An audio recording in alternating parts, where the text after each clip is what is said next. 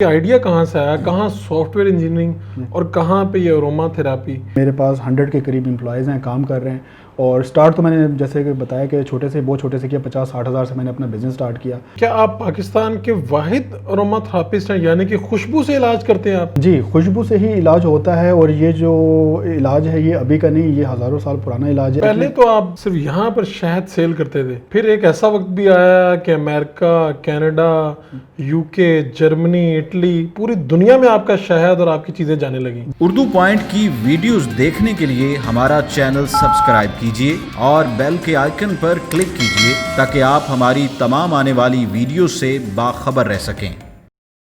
अस्सलाम वालेकुम नाजरीन, आप देख रहे हैं उर्दू पॉइंट। मैं हूं फ़ारूक शहबाज वड़ाइच। आज मैं आपको उस अजीम कामयाब पाकिस्तानी नौजवान से मिलवाने जा रहा हूं जो कोयटा से लाहौर आए, और लाहौर में जब वो आए तो उनके पास सिर्फ 50-60 हज़ार रुपये थे। उन्होंने अपना बिज़नेस शुरू किया, 2 मुलाजिम रखे, और कामयाबी की कहानी कैसे आगे बढ़ी कि 2 मुलाजमों से उन्होंने 100 मुलाजिम रख लिए, और आज उनकी अपनी प्रोडक्ट जो उन्होंने सिर्फ लाहौर में बेचनी शुरू की थी, शहद, वो आज पूरी दुनिया में लोग ख़रीद रहे हैं। वही नहीं बल्कि उनकी सारी प्रोडक्ट्स पूरी दुनिया में कदर की निगाह से देखा जा रहा है उन्हें।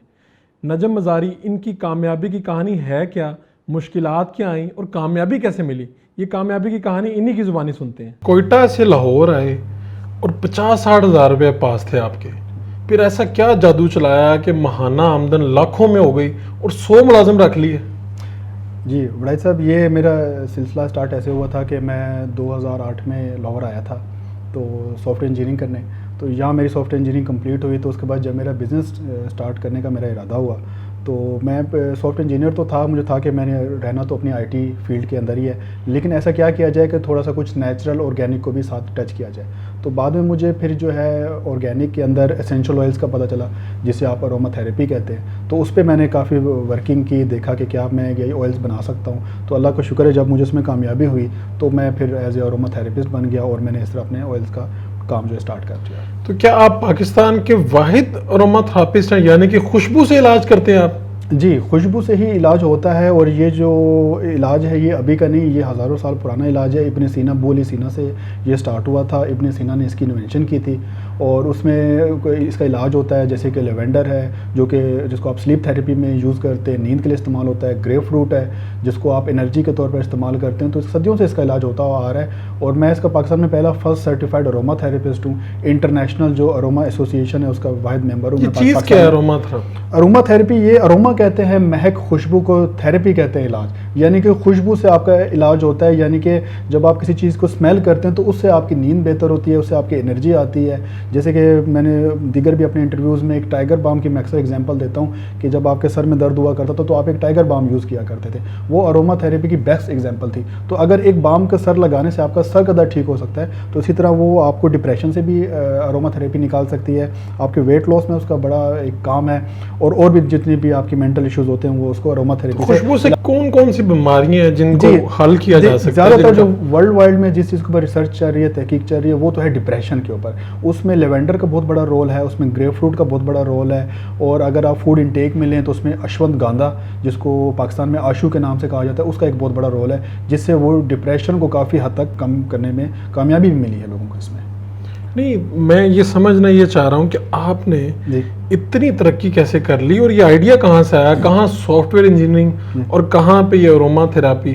तो आपने ऐसा चक्कर क्या चलाया, जहन में क्या आया, और ये आइडिया कहाँ से आया? जी, उसका आइडिया ऐसे कि जैसे मेरी सॉफ्टवेयर इंजीनियरिंग कंप्लीट हो तो स्टार्ट में तो मैंने सॉफ्टवेयर डेवलपमेंट का ही काम स्टार्ट कर चुका था। तब मेरे सारे जो क्लाइंट्स थे वो यूरोपियन कंट्रीज़ के फॉरेनर्स सारे थे।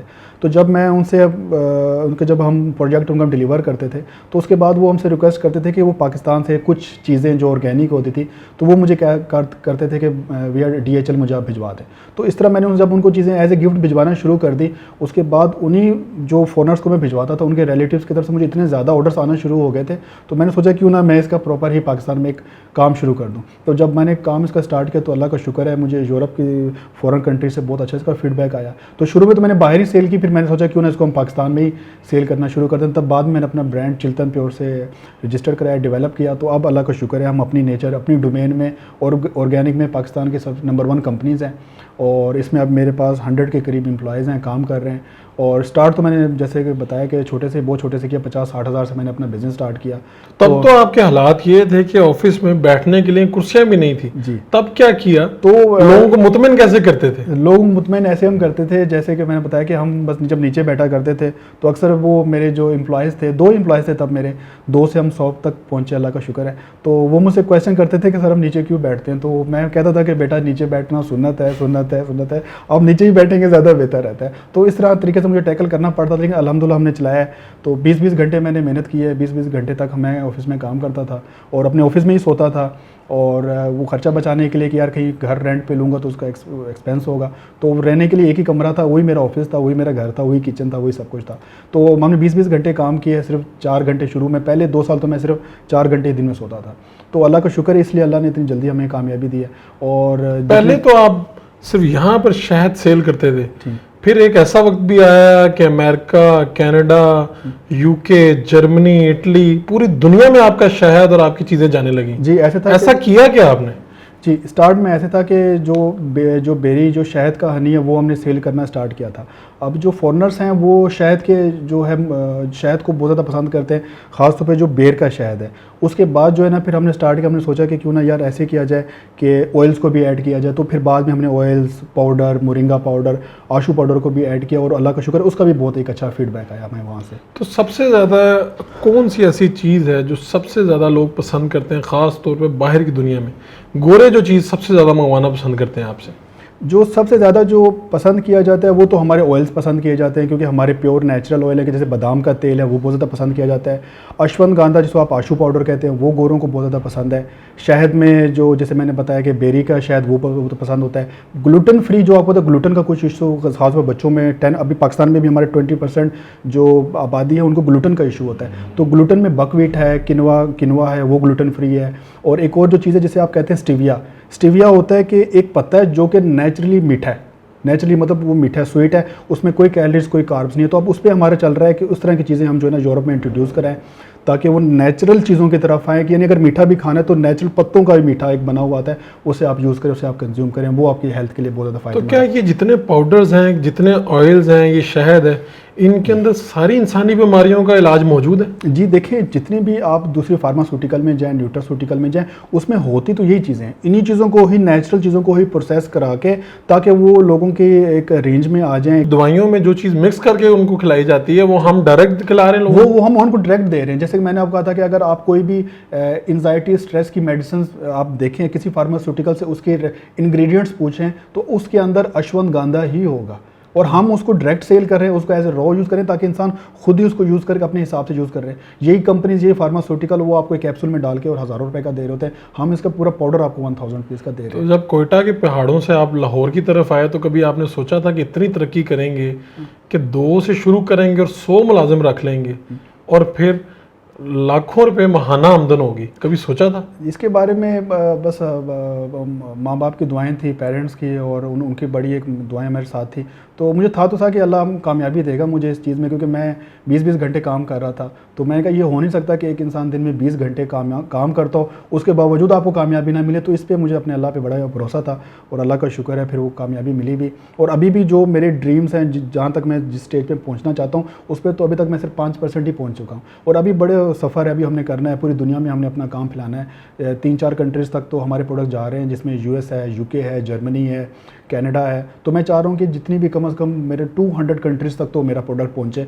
और अल्लाह का शुक्र है क्वालिटी पे हम बहुत ज़्यादा काम करते हैं। जैसे मैंने बताया कि हमारे पास डॉक्टर, केमिस्ट काम करते हैं, प्रॉपर रिसर्च होने के बाद ही हमारा प्रोडक्ट जाता है। तो अगर एक चीज़ यूरोपियन कंट्रीज़ अगर एक चीज़ को पसंद कर सकती है तो इट्स मीन कि पूरी दुनिया में वो चीज़ फैल सकती है। आपकी प्रोडक्ट तो बहुत महंगी हैं, कई ऑयल्स हैं जो हज़ारों रुपए के हैं, इतने महंगे क्यों हैं?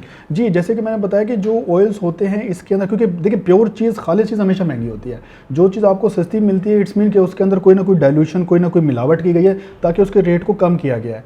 तो लेकिन हम क्योंकि प्योर सेल करते हैं ऑफकोर्स उसकी तो आपको अच्छी क्वालिटी की तो फिर आपको कीमत अदा करनी पड़ती है। अब ये तेल महंगे इसलिए होते हैं, जैसे फॉर एग्जाम्पल अब रोज़ ऑयल है, अब वो 25 लाख रुपये का लीटर है। अब लोग हैरान होते हैं कि 25 लाख रुपये का लीटर कैसे हो सकता है ये, क्योंकि उसमें जो यील्ड है, जो उसके अंदर जो ऑयल कॉन्टेंट है वो 0.1% है। यानी कि आपको टनों पत्तियाँ चाहिए सिर्फ 1 लीटर निकालने के लिए। 25 लाख रुपए का 1 लीटर ऑयल, एक लीटर ऑयल, रोज़ ऑयल। उससे भी महंगा है जिसको आप कहते हैं अगर वुड जिसे कहते हैं, अगर आप तेल निकालें तो 1,33,00,000 रुपए का जाके 1 लीटर निकलता है। उसमें आपको पता नहीं कितने टनों के हिसाब से लकड़ी लानी पड़ती है, जिसको आप स्टीम डिस्टिलेशन में डालना पड़ता है, उसके बाद जाके फिर 1 लीटर निकलता है। इसलिए इसकी कॉस्ट बढ़ी, क्योंकि ये 100% प्योर है। तो खालिश चीज़ की तो आपको फिर कीमत अदा करनी पड़ती है।